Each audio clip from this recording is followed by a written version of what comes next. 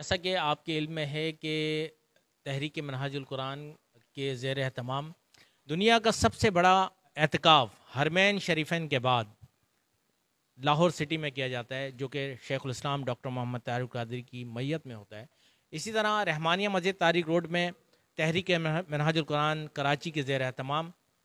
اعتکاف کا اہتمام کیا گیا ہے۔ اور آج میں جس جگہ موجود ہوں وہ سرجانی گاہ ہے۔ سرجانی میں تحریک منہاج القرآن کے زیر اہتمام عرفان القرآن مسجد میں جامع مسجد عرفان القرآن میں میں اس وقت موجود ہوں۔ یہاں پہ بہت سارے معتکفین بھی موجود ہیں اور ہمارے ساتھ کے رحمہ زاہد نقشبندی صاحب ہمارے ساتھ موجود ہے، تو ہم ان سے پوچھیں گے کہ کیسا سلسلہ رہا اور شیخ الاسلام ڈاکٹر محمد طاہر القادری کی 10 روزہ جو دروس ہوئے ہیں اس سلسلے میں کیا مستفیض یعنی کیا حاصل بسم اللہ الرحمن الرحیم۔ جی ہاں، ماشاءاللہ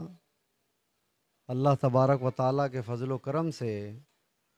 جس طرح تحریک منہاج القرآن کے زیر اہتمام لاہور میں اجتماعی اعتکاف ہوا اور جس سے شیخ الاسلام نے خطابات فرمائے اور خاص طور پر جو عنوان رکھا تھا کہ عشق الہی اور لذت توحید، یونیک یہ خطاب تھا۔ بالخصوص زمانہ حاضر میں جس طرح اولیاء اکرام اور ان کی کیفیات کے بارے میں جو نیٹ کے اوپر اور یوٹیوب وغیرہ پہ جس طرح سے جو یوٹیوبر اسکالر ہیں وہ جس طرح اولیاء اکرام کی ذات پر ان کی کیفیات پر حملے کر رہے ہیں، تو شیخ الاسلام نے قرآن اور حدیث اور محدثین کے حوالے سے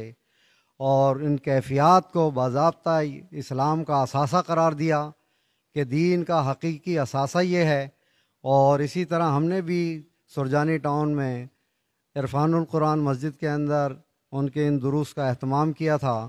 اور یہاں بھی جو معتکفین بیٹھے ہوئے ہیں تو ان کو بھی یہ سہولت حاصل تھی۔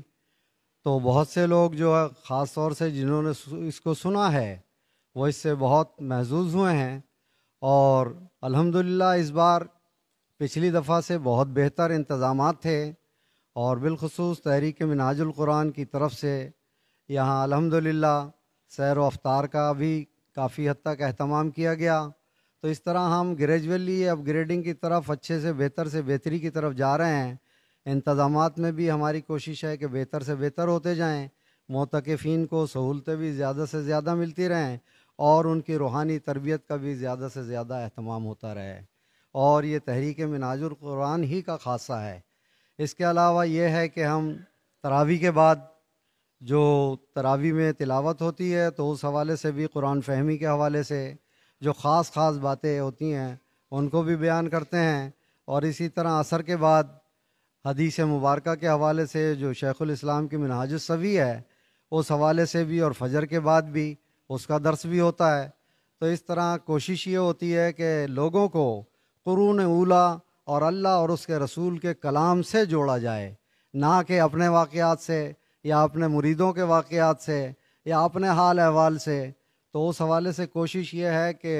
اس وقت بھی اس 14ویں صدی میں بھی لوگوں کو قرون اولیٰ میں لے جا کر وہاں اللہ اور اس کے رسول کے کلام کے ساتھ منسلک کر دیا جائے، اور اس طرح دین کی حقیقی روح جو ہے وہ اس دور میں شیخ الاسلام بحال کرنے کی کوشش کر رہے ہیں۔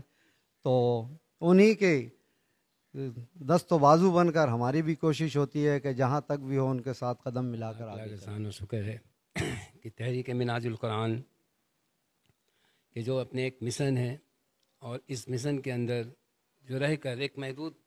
فنڈنگ کے اندر میں رہ کر جو تحریک منہاج القرآن اپنے کام کو سر انجام دے رہے ہیں، جتنی بھی تعریف کیا جائے وہ کم۔ اللہ تعالیٰ کے فضل و کرم سے ماشاء اللہ جو ہمارے شیخ الاسلام صاحب لاہور کے اندر میں جو اعتکاف ہر سال ہوتے ہیں اللہ کے فضل و کرم سے، اس میں تو کسی چیز کی کمی نہیں بلکہ بڑھتے رہتے ہیں، اس کے تاثرات بھی بڑھ رہے ہوتے ہیں، اس کے الحمد تعالیٰ یہ جو اعتکاف 2025 کا تھا جامع مسجد عرفان القرآن میں تحریک منہاج القرآن کے تحت سب سے بہترین رہا، اور اس اعتکاف میں خاص طور سے پروجیکٹر کا اہتمام کیا گیا حضور شیخ الاسلام کے خطابات سننے کے لیے۔ اور اس دفعہ سب سے اچھی بات یہ تھی کہ نہ صرف معتکفین نے وہ خطاب سماعت کیا بلکہ روزانہ آؤٹ سائڈر کوئی نہ کوئی عالم دین یا کوئی باہر سے محلے کے لوگ آ کر وہ خطابات سنتے تھے۔ اور اس کے علاوہ اس دفعہ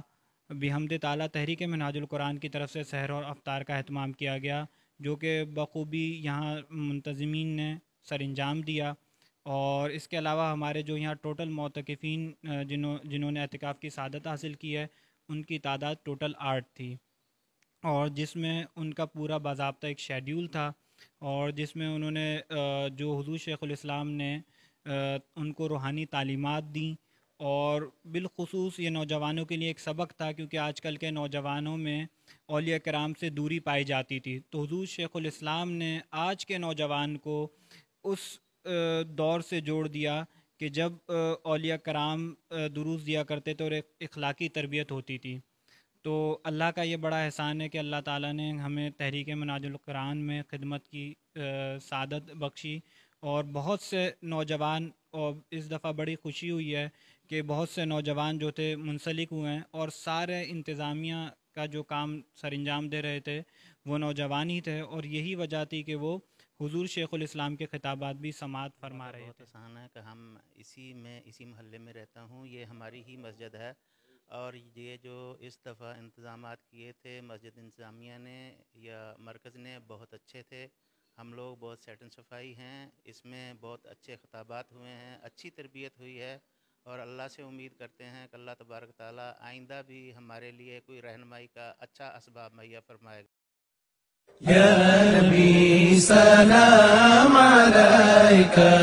يا رسول سلام عليك،